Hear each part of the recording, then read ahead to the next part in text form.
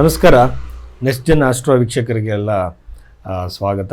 ಹಾಗೆಯೇ ಈ ದಿನ ರಾಶಿ ಫಲಗಳ ಬಗ್ಗೆ ನೋಡೋದಾದರೆ ಬಹಳ ಮುಖ್ಯವಾಗಿ ಅದಕ್ಕಿಂತ ಮುಂಚಿತವಾಗಿ ನಾನು ಹೇಳೋದೇನಂತಂದರೆ ನಿಜವಾದ ಜ್ಯೋತಿಷಿ ಅಂದರೆ ಯಾರು, ಹೇಗೆ ಕಂಡುಹಿಡಿಯೋದು ಅನ್ನೋದ್ರ ಬಗ್ಗೆ. ಯಾಕೆಂದರೆ ತುಂಬ ಜನಕ್ಕೆ ಕನ್ಫ್ಯೂಷನ್ಸ್ ಇದೆ. ಈಗಿರೋಂಥ ಆ್ಯಡ್ಗಳು ಇವೆಲ್ಲ ನೋಡ್ತಾ ಇದ್ದರೆ ಬಹಳಷ್ಟು ಕನ್ಫ್ಯೂಷನ್ಸ್ ಇದೆ ಜನಕ್ಕೆ. ನಿಮ್ಮ ಜಾತಕವನ್ನು ಒಬ್ಬ ವ್ಯಕ್ತಿ ಹತ್ರ ತೊಗೊಂಡೋದಾಗ ಆತ ಫಸ್ಟು ನಿಮ್ಮ ಜನ್ಮ ಸಮಯ ಸರಿ ಇದೆಯಾ ಇಲ್ವಾ ಅಂತ ಫಸ್ಟ್ ಪರೀಕ್ಷೆ ಮಾಡಬೇಕು. ಅದಕ್ಕಾಗಿ ನಿಮ್ಮ ಹಿಂದೆ ನಡೆದಂತಹ ಕೆಲವು ಘಟನೆಗಳನ್ನ ಟೈಮಿಂಗ್ ಸಮೇತವಾಗಿ ಹೇಳಬೇಕಾಗತ್ತೆ. ಯಾಕೆಂದರೆ ನೀವು ಕೊಟ್ಟಿರೋ ಸಮಯವನ್ನೇ ಆತ ಇಟ್ಕೊಂಡು ಜಾತಕವನ್ನು ಹೇಳಬಾರ್ದು. ಯಾಕೆಂದರೆ ಬರ್ತ್ ಟೈಮ್ ರೆಕ್ಟಿಫಿಕೇಷನ್ ಮಾಡಬೇಕು, BTR ಅಂತಾರೆ. ಇದ್ರ ಪ್ರಕಾರ ಜನ್ಮ ಸಮಯವನ್ನು ಲಗ್ನವನ್ನು ಕಂಡಿಡಿದ ನಂತರ ನಿಮ್ಮ ಭವಿಷ್ಯವನ್ನು ಹೇಳೋಕ್ಕೆ ಸ್ಟಾರ್ಟ್ ಮಾಡಿದ್ಮೇಲೆ ಅನಂತರದಲ್ಲಿ ದಶೆಗಳನ್ನು 2-3 ದಶೆಗಳನ್ನು ಅಪ್ಲೈ ಮಾಡಿ ಅದರ ನಂತರದಲ್ಲಿ ಪ್ರಶ್ನೆಶಾಸ್ತ್ರ ಆಗಿರ್ಬೋದು, ದಶೆಗಳಾಗಿರ್ಬೋದು, ಮತ್ತು ಚರದಶೆ, ಆಮೇಲೆ ಮಾಂಡುಕ ದಶೆ, ಆಮೇಲೆ ಯೋಗಿನಿ ದಶೆಗಳಂತೆಲ್ಲ ಇದೆ. ಕೇವಲ ವಿಂಶೋತ್ತರ ದಶೆ ಮಾತ್ರ ಅಲ್ಲ, ಬಹಳಷ್ಟು ದಶೆಗಳಿದೆ, 40ಕ್ಕೂ ಮೇಲ್ಪಟ್ಟಿದೆ. ಎಲ್ಲದನ್ನು ಅಪ್ಲೈ ಮಾಡಿ ಪ್ರೆಡಿಕ್ಷನ್ ಕೊಡುವಾಗ ಇದನ್ನೆಲ್ಲ ಕೂಡ ಪರಿಗಣಿಸಬೇಕಾಗತ್ತೆ. ಇದ್ರ ಜೊತೆಯಲ್ಲಿ ಅಸ್ತರ ಸಾಮುದ್ರಿಕೆಯೂ ಕೂಡ ಅದಕ್ಕೆ ಅನ್ವಯ ಮಾಡಿದ್ರೆ ಒಳ್ಳೆಯದು. ಈ ರೀತಿಯಲ್ಲೆಲ್ಲ ನೋಡಿ ಭವಿಷ್ಯವನ್ನು ಹೇಳಬೇಕಾಗತ್ತೆ. ಆದರೆ ಇಲ್ಲಿ ಸಮಸ್ಯೆ ಏನಾಗುತ್ತೆ ಅಂತಂದರೆ ಪರಿಹಾರಗಳನ್ನು ಹೇಳುವಾಗ ಗ್ರಂಥಗಳಲ್ಲಿರುವಂಥ ಪರಿಹಾರಗಳನ್ನೇ ಹೇಳಬೇಕು. ಅದು ಬಿಟ್ಟು ನಮಗೆ ಯಾವುದೋ ಕಾಸ್ಟ್ಲಿ ಜೆಮ್ ಸ್ಟೋನು ಅಥವಾ ನ್ಯೂಮರಾಲಜಿ ಪ್ರಕಾರ ಹೇಳುವಂಥದ್ದು ಇದೆಲ್ಲ ಕೂಡ ಯಾವುದು ನಂಬೋಕೆ ಹೋಗಬೇಡಿ. ಆಮೇಲೆ ನ್ಯೂಮರಾಲಜಿ ಇದನ್ನೆಲ್ಲ ಹೇಳೋರು ಇನ್ನೊಂದು ವಿಷಯ ಏನಂತಂದರೆ ಒಂದೇ ದಿನದಲ್ಲಿ ಭಾಳಷ್ಟು ಜನ ಹುಟ್ಟಿರ್ತಾರೆ, ಅವ್ರ ಭವಿಷ್ಯ ಒಂದೇ ಥರ ಇರಲ್ಲ. ಇನ್ನೊಂದು ವಿಚಾರ ಏನಂತಂದರೆ ಒಂದೇ ತಾಯಿಯ ಹೊಟ್ಟೆಲಿ ಹುಟ್ಟಿದಂತಹ ಅವಳಿ ಜವಳಿ ಮಕ್ಕಳ ಜನ್ಮ ಸಮಯದಲ್ಲಿ ಕೇವಲ 1-2 ನಿಮಿಷ ಡಿಫ್ರೆನ್ಸ್ ಇರುತ್ತೆ.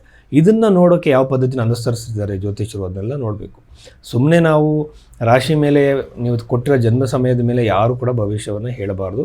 ಒಳ್ಳೆಯ ಜ್ಯೋತಿಷಿ ಅದನ್ನ ಯಾವುದು ಕೂಡ ಮಾಡಲ್ಲ. ಸೊ ಈ ಬಗೆಯಲ್ಲಿ ಜಾತಕವನ್ನು ನೋಡುವಂಥವ್ರ ಹತ್ರ ನಿಮ್ಮ ಜಾತಕಗಳನ್ನು ತೋರಿಸಿ ಯಾವುದೇ ಕಾರಣಕ್ಕೂ ಕೂಡ ಕನ್ಫ್ಯೂಷನ್ನ ಇಟ್ಕೋಬೇಡಿ.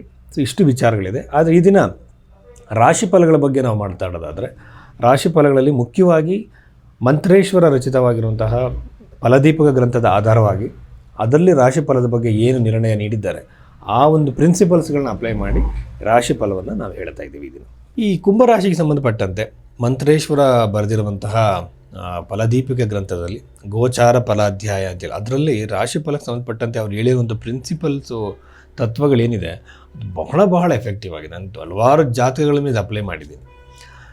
ಇಲ್ಲಿ ಲಗ್ನದಿಂದಲೇ ನಾವು ಜಾತಕವನ್ನು ಹೇಳಬೇಕಾಗತ್ತೆ, ನಿರೂಪಣೆ ಮಾಡಬೇಕು. ಆದರೂ ಸಹ ರಾಶಿ ಬಹಳ ಎಲ್ಲ ಒಂದು ಲಗ್ನಗಳಲ್ಲಿ ಚಂದ್ರಲಗ್ನ ಮುಖ್ಯ ಅಂತ ಹೇಳಿದ್ದಾರೆ. ಅದನ್ನು ಕೂಡ ನಾವು ಕನ್ಸಿಡರ್ ಮಾಡಿ ಹೇಳೋದಾದರೆ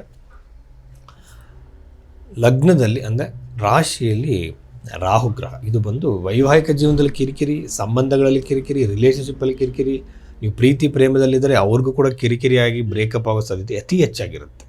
ತುಂಬ ಕೇರ್ಫುಲ್ ಆಗಿರಬೇಕು. ಸಂಬಂಧವನ್ನು ಉಳಿಸ್ಕೊಳ್ಳೋ ಪ್ರಯತ್ನವನ್ನು ಮಾಡಬೇಕು. ಕಮ್ಯುನಿಕೇಷನ್ಸನ್ನು ಸರಿಯಾದ ರೀತಿಯಲ್ಲಿ ಮಾಡಬೇಕು. ಕಮ್ಯುನಿಕೇಷನ್ನ ನಾವೇನು ಮಾಡ್ತೀವಿ, ನಾನು ಇರೋದೇ ಹೀಗೆ, ನಾನು ಮಾತಾಡೋದೇ ಹೀಗೆ ಅಂದ್ಕೊಳ್ಳೋದು ತಪ್ಪು. ಹೆಂಗೆ ಬೇಕೋ ಹಾಗೆ ನಾವು ನಮ್ಮ ಮಾತುಗಳನ್ನು ಎಕ್ಸ್ಪ್ರೆಸ್ ಮಾಡಿದ್ರೆ ಯಾವ ಸಂಬಂಧನೂ ಉಳಿಯಲ್ಲ.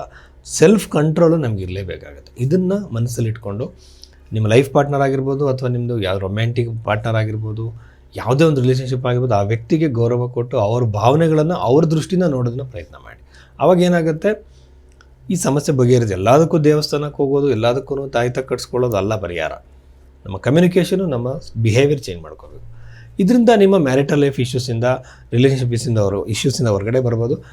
6ನೇ ಮನೆಯಲ್ಲಿ ಗುರುಗ್ರಹ ಇರುವಂಥದ್ದು ಶತ್ರುಗಳ ಮೇಲೆ ನೀವು ಜಯ ಸಾಧಿಸ್ತೀರ. ನೀವು ನಿಮ್ಮ ಒಂದು ಕಾನೂನು ರೀತಿಯ ಶತ್ರುಗಳಾಗಿರ್ಬೋದು, ಬೇರೆ ಥರ ಶತ್ರುಗಳಾಗಿರ್ಬೋದು, ಬಿಸ್ನೆಸ್ಸಲ್ಲಿ ಶತ್ರುಗಳಾಗಿರ್ಬೋದು, ನೀವು ಅವ್ರ ಮೇಲೆ ಜಯ ಸಾಧಿಸುವಂಥ ಅವಕಾಶ ಇರುತ್ತೆ. ಬಿಸ್ನೆಸ್ಸು ಜಾಸ್ತಿ ಆಗ್ಬೋದು, ನೀವು ಸಕ್ಸಸ್ಫುಲ್ ಆಗ್ಬೋದು, ನಿಮ್ಮ ಮಾತಿಗೆ ಒಂದು ಬೆಲೆ ಹೆಚ್ಚು ಬರುತ್ತೆ ಈ ಒಂದು ಸಮಯದಲ್ಲಿ. ಬಟ್ ಗುರುಗ್ರಹ 6ನೇ ಮನೆಯಲ್ಲಿರುವಂಥದ್ದು ಯಾವಾಗಲೂ ಸಹ ಶತ್ರುಗಳ ಮೇಲೆ ಈ ಒಂದು ವರ್ಷದ ತನಕ ವಿಜಯ ಸಾಧಿಸೋ ಅವಕಾಶ ನಿಮಗಿರುತ್ತೆ.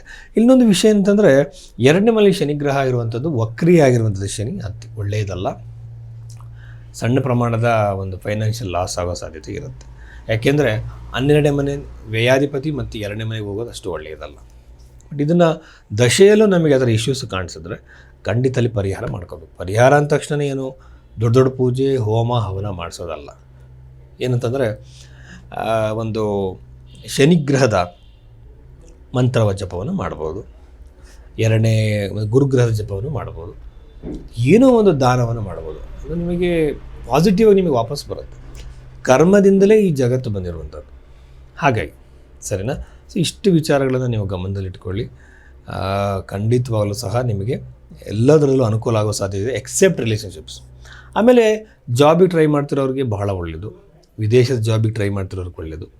ಆಮೇಲೆ ನಿಮಗೆ ಹೊಸ ಜಾಬು, ಹೊಸ ವಾತಾವರಣಕ್ಕೆ ಟ್ರೈ ಮಾಡ್ತಿದ್ರೆ ಅಲ್ಲೂ ಒಳ್ಳೆಯದಾಗುತ್ತೆ.